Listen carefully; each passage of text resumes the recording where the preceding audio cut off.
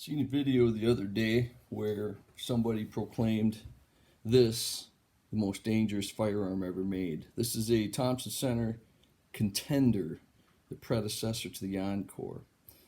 There's been a couple videos out there of people having negligent discharges, accidental discharges, whatever you want to call them. The gun going off when they didn't want it to. So instead of looking in the mirror and blaming the right person, instead they took the easy road out and blamed the gun.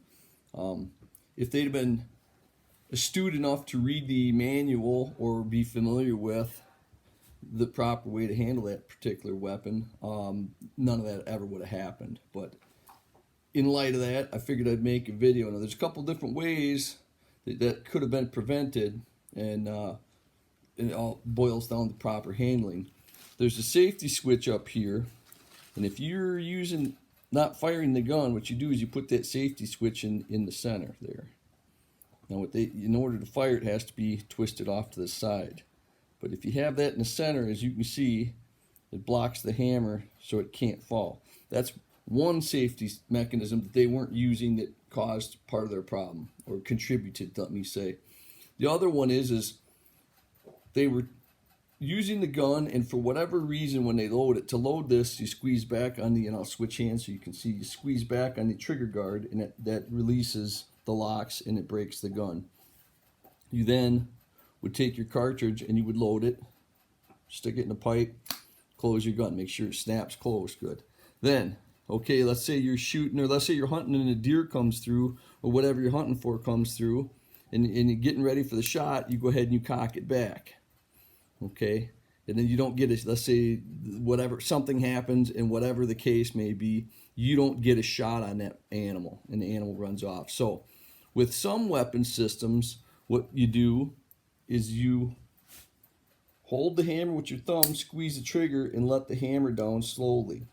That's the wrong thing to do with this weapon system, because if you do that, if you go back to cock it again later on, and another shot opportunity comes through, and you expect the hammer to stay back, when you release it, there's nothing holding it, because that trigger assembly hasn't reset, because you let it down. With this weapon system, what you have to do in order to get that to reset is you have to break that action again. So if you're back and you don't take the shot, don't squeeze the trigger and let the hammer down. You can hold the hammer with your thumb and then break the action, let the hammer down.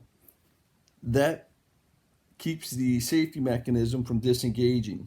And then when you close it back up and lock it, you're good to go again. It stays back.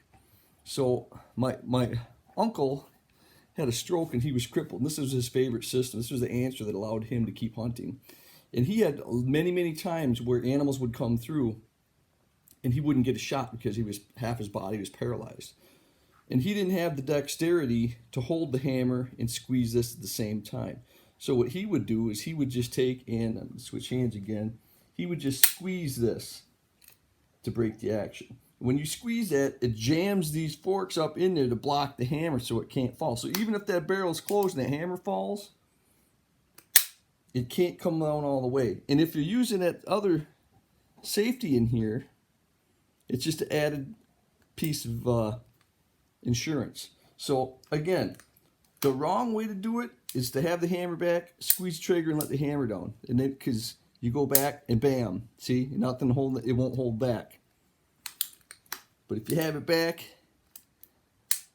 I just like holding the hammer when I break the action, because I don't like letting things slam. That's just me.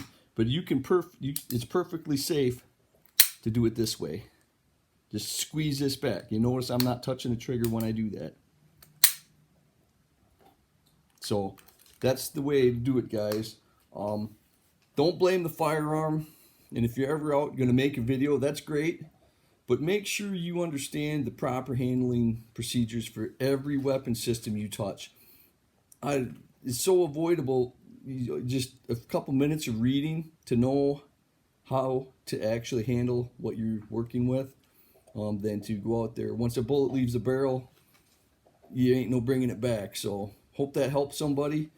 These things are great guns. They're accurate. I'll make another video with this that deals with that. But the biggest thing is handle it correctly. And that holds true for the Thompson Center Contender. Other weapon systems may vary. Know what you're shooting and how to do it safely.